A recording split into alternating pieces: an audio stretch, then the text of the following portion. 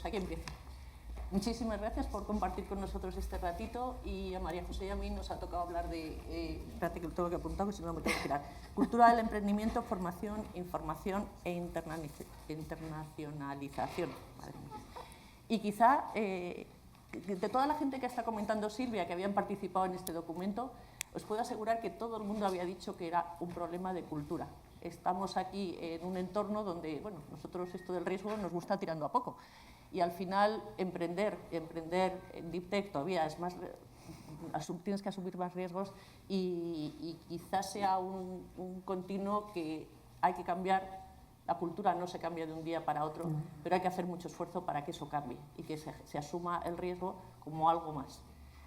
Por otro lado, también en lo que respecta a la información, los que llevamos tiempo ya metidos en estos charcos, nos damos cuenta que los investigadores, a pesar de que hay información, que luego ya comentaremos más adelante, para aburrir, porque hay información de todo tipo y condición, cuando llegan normalmente a las OTCs o a los OTRIs o a los organismos de interfaz, están muy despistados. Muy despistados y además con una idea de que tienen que ser el superemprendedor. Tienen que investigar, tienen que montar empresa, tienen que ser capaces de hacer DCEOs, etcétera, etcétera, etcétera.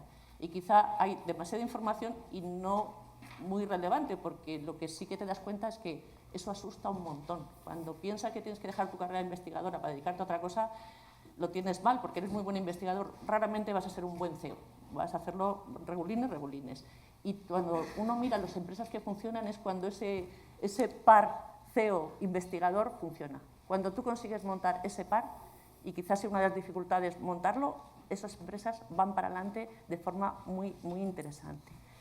Y el tema de la formación, que viene relacionado con el anterior, porque la idea no es que los investigadores tengan que saber de todo, para eso tienes un CFO, tienes un CEO, etc.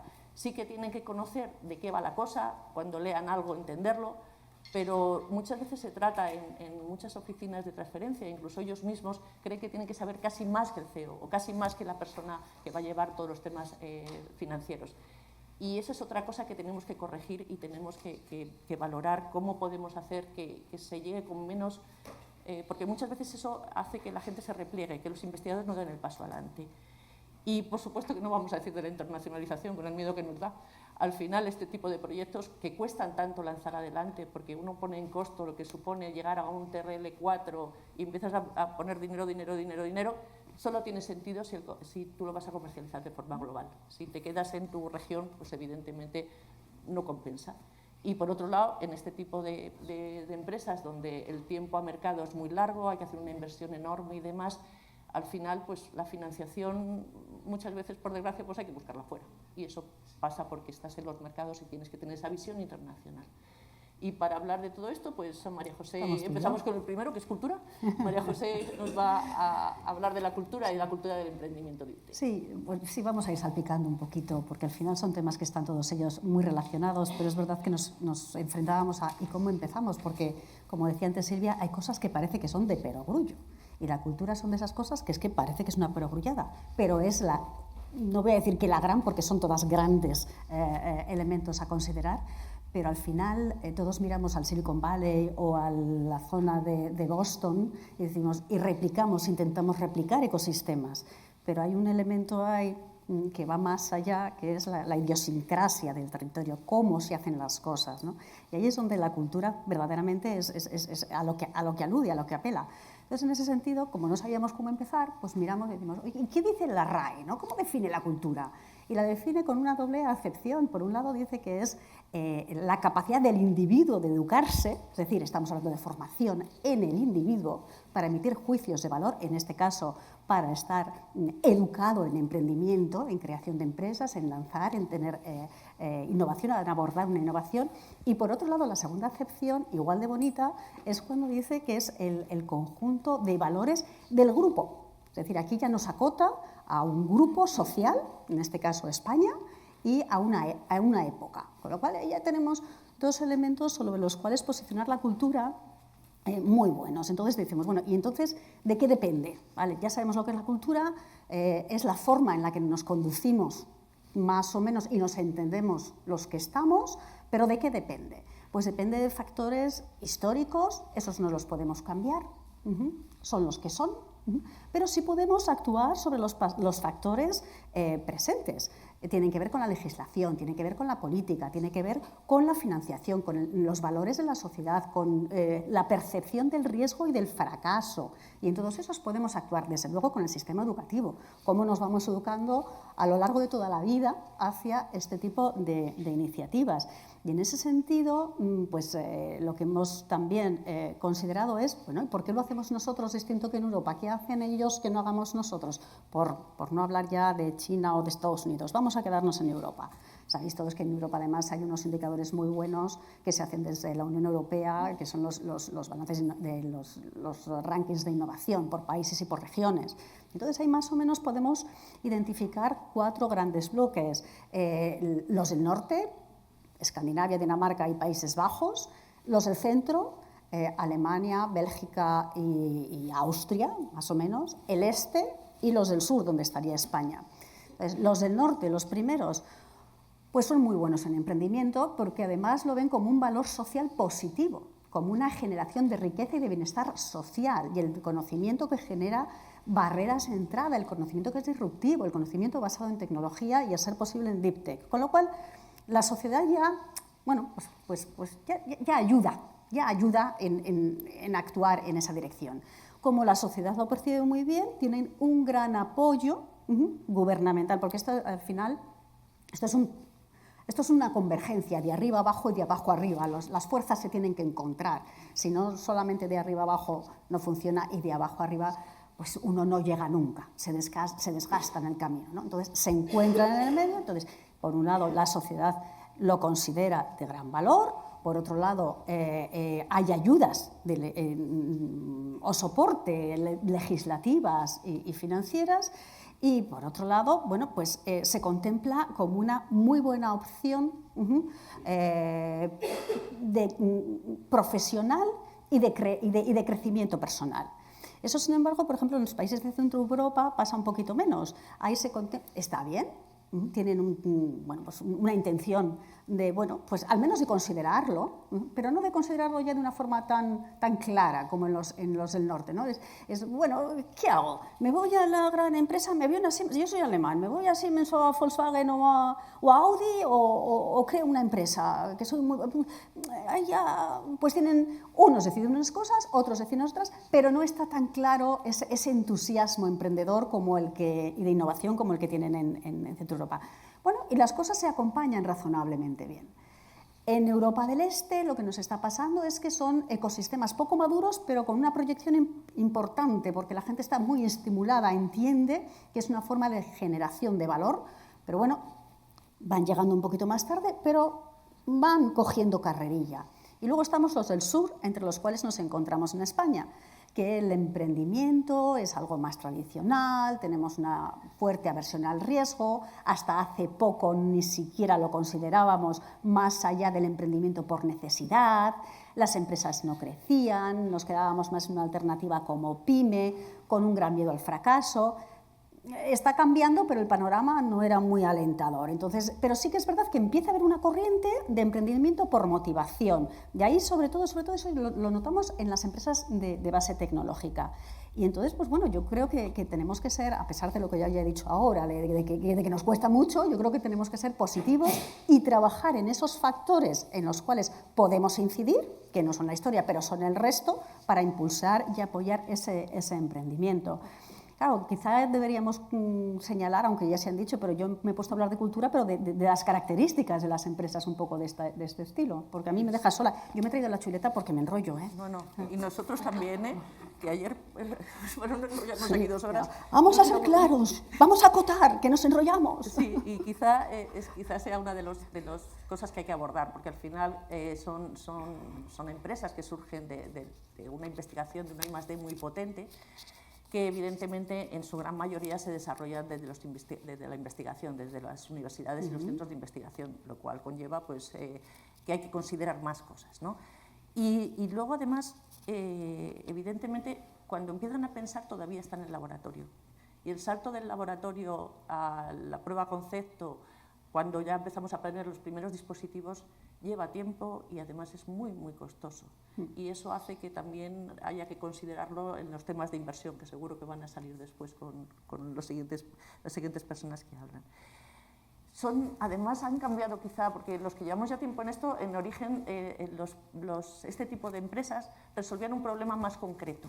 Ahora mismo se están abordando grandes retos, todos nos ocurren un montón y ya no te vale con el grupo específico que desarrollaba electrónica para no sé qué, sino que ahora mismo tengo que integrar temas de sociología, temas de informática, de inteligencia y demás, lo cual complejiza mucho más el desarrollo empresarial y, por supuesto, cuando empezamos a andar, pues necesitamos incorporar otros perfiles que, insisto, como decía al principio, cuando consigues que todo engrane es una maravilla. Pero cuesta. Todos los que trabajamos en esto estamos todo el día buscando CEOs para ver un CEO que encaje en una empresa como esta y todos estamos dándole vueltas a ver cómo lo podemos hacer y lo podemos hacer bien. Tiene una parte importantísima que tienen en común casi todas, que todas se basan en patentes. Patentes que en origen suelen ser del centro de investigación, pero que cuando van avanzando muchas veces son cotitularidades entre el centro de investigación y la nueva empresa que se crea, y cuando ya va avanzando son patentes de esa propia empresa. Pero toda esa estrategia de patentes hay que trabajarla y hay que ayudarla. No es hacer una patente, que eso se hace muy bien en todos los centros de investigación de las universidades, es que hay que ponerla en valor y hay que hacerla avanzar y hay que tener una estrategia de patentes. Y es otra parte que es muy significativa en el tema de los Deep Tech. Total, que en resumen, o sea, son empresas que necesitan mucho tiempo, que tienen alto riesgo y necesitan mucho dinero desde el principio. Con lo cual, pues, pero cuando salen son una maravilla. Entonces, al final lo que necesitan es mucha ayuda, porque si no les ayudamos, sobre todo en arranque, pues ahí es cuando necesitamos que tanto desde el marco institucional como toda la parte de apoyo a todo lo que podamos a los promotores, pues hay que trabajar con ellos. Y en el marco institucional, no se nota nada que lo hemos preparado, ¿verdad? En el marco institucional, María José. Bueno, pues en el marco institucional, nosotros en nuestros diálogos de mucho tiempo y además ya preparados para este particular, es verdad que hay muchas herramientas, o por lo menos algunas, ¿no?, que tocan determinados aspectos a nivel internacional.